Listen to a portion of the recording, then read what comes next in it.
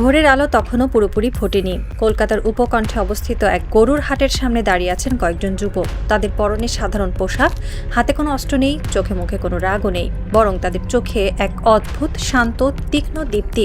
একটি ট্রাক গরু নিয়ে আসতেই তারা হাত তুলে থামার ইশারা করলেন। ট্রাক চালক ভ্যাবাচেকা খেয়ে ব্রেক কষলেন। এক যুবক এগিয়ে গিয়ে বললেন, কেন নিজের মাকে এভাবে বেঁধে নিয়ে যাচ্ছেন দাদা? বিক্রি করে আপনি টাকা কামাবেন আর আইনের গেরাকলে আমরা জেলে যাব? তা হবে না। মাকে বাড়ি ফিরিয়ে নিয়ে যান, সেবা করুন, পুজো করুন। দৃশ্যটা অবিশ্বাস্য। যে বাংলায় এতদিন গৌরক্ষার নামে হুঙ্কার দেওয়া হয়েছে, যে বাংলায় গরুকে গোমাতা বলে পুজো করা হয়েছে, সেই বাংলাতেই আজ পাশা উল্টে গেছে সম্পূর্ণ। মুসলিম সমাজ এখন অবতীর্ণ হয়েছে এক অভূতপূর্ব ভূমিকায়, গৌরক্ষকের ভূমিকায়। আর কট্টর হিন্দু খামারিও ব্যবসায়ীরা এখন হাউমাউ করে কাঁদছেন, প্রার্থনা করছেন কোনো উপায়ে যেন মুসলিমরা গরু কেনেন, কোরবানি দেন। এই অদ্ভুত পরিস্থিতির নেপথ্যে রয়েছে মুখ্যমন্ত্রী শুভেন্দু অধিকারী নেতৃত্বাধীন নবগঠিত বিজেপি সরকারের একটি সাম্প্রতিক সিদ্ধান্ত। গত 13 মে রাজ্য সরকার হঠাৎ করে কার্যকর করেছে 1950 সালের একটি ঘুমন্ত আইন, পশ্চিমবঙ্গ গবাদি পশু জবাই নিয়ন্ত্রণ আইন। আর এই আইনকে হাতিয়ার করে সংখ্যালঘু মুসলিমদের ধর্মীয় আচারকে লক্ষ্যবস্তু বানানো হয়েছে, এমন অভিযোগ এখন জোরালো হচ্ছে সর্বত্র। কিন্তু এই খেলায় যে বুমেরাং ফিরে আসতে পারে, তা কি আজ করতে পেরেছিলেন শুভেন্দু? পারেননি।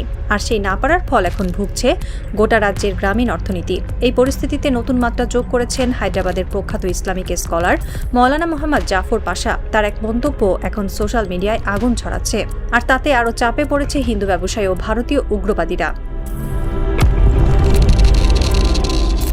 পশ্চিমবঙ্গের সম্প্রতি ক্ষমতায় আসা হিন্দুত্ববাদী বিজেপি সরকার অনুমতি ছাড়া গরু ও মহিষ জবাইয়ের উপর কঠোর নিষেধাজ্ঞা আরোপ করেছে। এই আইনের আড়ালে আসল উদ্দেশ্য কি? অনেকের ধারণা, ঈদের আগে মুসলিমদের গরু কোরবানি সীমিত করতেই এমন সিদ্ধান্ত নিয়েছে নরেন্দ্র মোদীর দলটি। 1950 সালের পশ্চিমবঙ্গ গবাদি পশু জবাই নিয়ন্ত্রণ আইন মূলত ছিল একটি প্রতীকী আইন।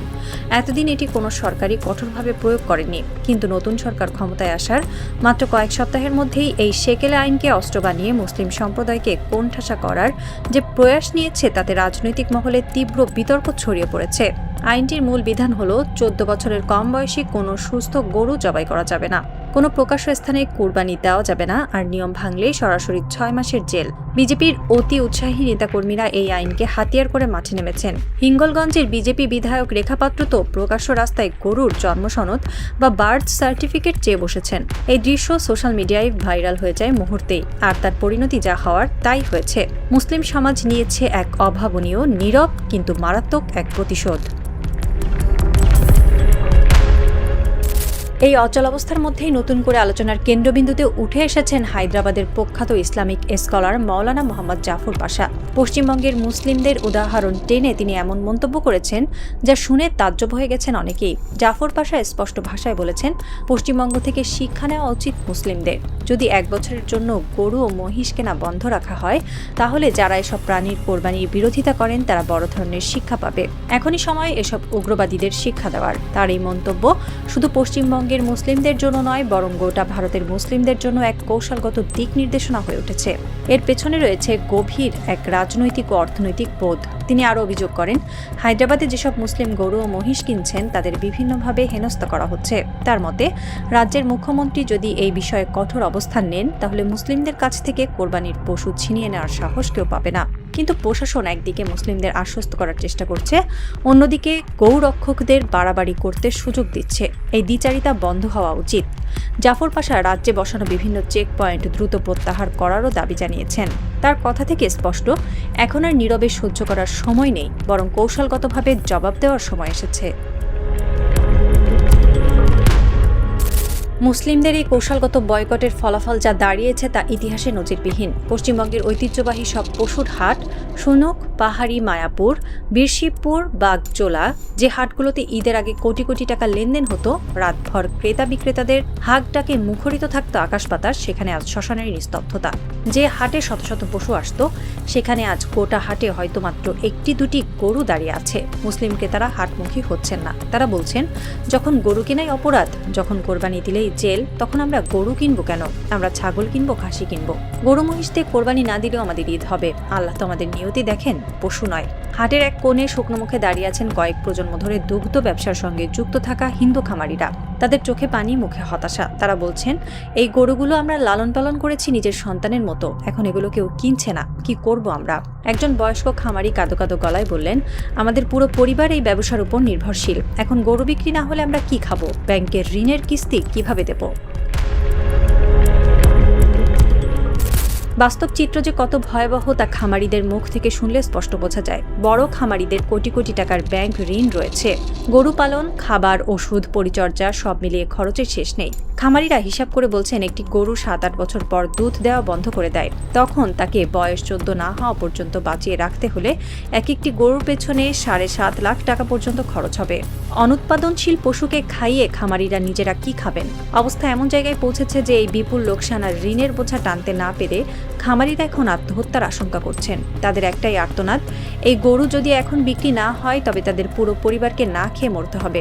মালদহের এক খামারি হিসেব করে বললেন, একটি গরুর পেছনে প্রতিদিন গড়ে 200 থেকে 300 টাকা খরচ হচ্ছে শুধু খাবারের জন্য। ওষুধ, থাকার জায়গায়, পরিচর্যার খরচ তো আলাদা। 14 বছর পর্যন্ত একটি গরুকে বাঁচিয়ে রাখতে গেলে 7.5 লাখ টাকার বেশি খরচ হবে। অথচ দুধ দেওয়া বন্ধ হয়ে গেছে, গরুটা এখন শুধুই বোঝা, কেউ কিনছে না, আবার আমরা জবাইও করতে পারছি না। তাহলে উপায় কি? এই পরিস্থিতিতে অনেক খামারি ঋণের বোঝায় দিশেহারা হয়ে পড়েছেন, কেউ কেউ আত্মহত্যার কথাও ভাবছেন। গ্রামীণ অর্থনীতির মূল চালিকা শক্তি এই খামারিরা এখন সম্পূর্ণ বিপর্যস্ত।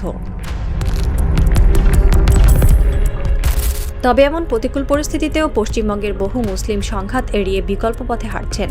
তারা গরু ও মহিষের পরিবর্তে ছাগল সহ অন্যান্য হালাল পশু কোরবানির দিকে ঝুঁকছেন।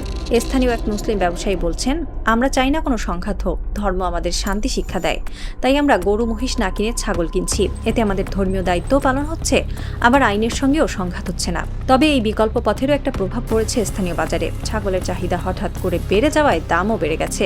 এতে সাধারণ মধ্যবিত্ত মুসলিমদের ওপরেও অর্থনৈতিক চাপ তৈরি হয়েছে। অন্যদিকে গরু ও মহিষের বাজার পুরোপুরি ভেঙে পড়ায় তার প্রভাব পড়েছে স্থানীয় গরু ব্যবসায়ীদের ওপর। বিশেষ করে যেসব খামারি ও ব্যবসায়ী ঈদের সময় মুসলিমদের কাছে গরু বিক্রির উপর নির্ভর করেন, তাদের বড় অংশই এখন আর্থিক অনিশ্চয়তায় পড়েছেন। আর এসব ব্যবসায়ীদের অনেকেই হিন্দু ধর্মাবলম্বী। এই পরিস্থিতিতে এক হিন্দু খামারি আবেগাপ্লুত হয়ে বললেন, আমরা তো ধর্ম দেখি না, আমাদের কাছে সবাই সমান। মুসলিম ভাইরা আমাদের গরু কেনেন, আমরা তাদের কাছে কৃতজ্ঞ। এখন তারা কেনা বন্ধ করে দিয়েছে, আমরা বিপদে পড়েছি। সরকারের উচিত এই আইন প্রত্যাহার করা। বিশ্লেষকেরা সতর্ক করছেন, এই সংকট শুধু খামারিদের মধ্যে সীমাবদ্ধ নেই, এর প্রভাব ছড়িয়ে পড়েছে গ্রামীণ অর্থনীতির প্রতিটি স্তরে। প্রথমত, পশু খাদ্য সরবরাহকারীরা বিপাকে পড়েছেন। গরু মহিষের খাবারের চাহিদা কমে যাওয়ায় তাদের ব্যবসা মারাত্মকভাবে ক্ষতিগ্রস্ত হয়েছে। দ্বিতীয়ত, চামড়া শিল্প বড় ধাক্কা খেয়েছে। ঈদে সাধারণত প্রচুর পরিমাণে চামড়া সংগ্রহ করা হয়, কিন্তু এবার গরু মহিষ কোরবানি কমে যাওয়ায় চামড়ার সরবরাহ কমে যাবে, যার প্রভাব পড়বে রপ্তানি খাতে। তৃতীয়ত, পরিবহন শ্রমিকদের আয় কমে গেছে। গরু পরিবহনের কাজ করে এমন অনেক শ্রমিক এখন বেকার হয়ে পড়েছেন। চতুর্থত, মাংস প্রক্রিয়াজাতকরণ শিল্পেও ধস নেমেছে, অনেক কারখানা উৎপাদন কমিয়ে দিতে বাধ্য হয়েছে। আর পঞ্চমত, ক্ষুদ্র ব্যবসায়ী থেকে শুরু করে হাটের ইজারাদাররা সবাই আর্থিক বিপর্যয়ের মুখে। একজন অর্থনীতিবিদ বলছেন, পশ্চিমবঙ্গের গ্রামীণ অর্থনীতির একটা বড় অংশ জুড়ে আছে পশুপালন ও সংশ্লিষ্ট ব্যবসা। এই সেক্টরে ধস নামলে তার প্রভাব পড়বে পুরো রাজ্যের অর্থনীতিতে। শুভেন্দু সরকারের এই সিদ্ধান্ত শেষ পর্যন্ত বুমেরাং হয়ে ফিরে আসছে। সন্ধ্যা নেমেছে কলকাতায়। নবান্নের মুখ্যমন্ত্রীর চেম্বারে আলো জ্বলছে এখনো। টেবিলে ছড়ানো আছে খামারিদের আরতি, ব্যবসায়ীদের চিঠি আর বাজার থেকে আসা সর্বশেষ অর্থনৈতিক প্রতিবেদন। মুখ্যমন্ত্রী শুভেন্দু অধিকারীর চেয়ারে বসে আছেন। তার মুখের অভিব্যক্তি কিছুই বলছে না, কিন্তু টেবিলে রাখা অর্থনৈতিক প্রতিবেদনের পাতায় যে লাল দাগগুলো পড়েছে সেগুলোই বলে দিচ্ছে পুরো গল্প।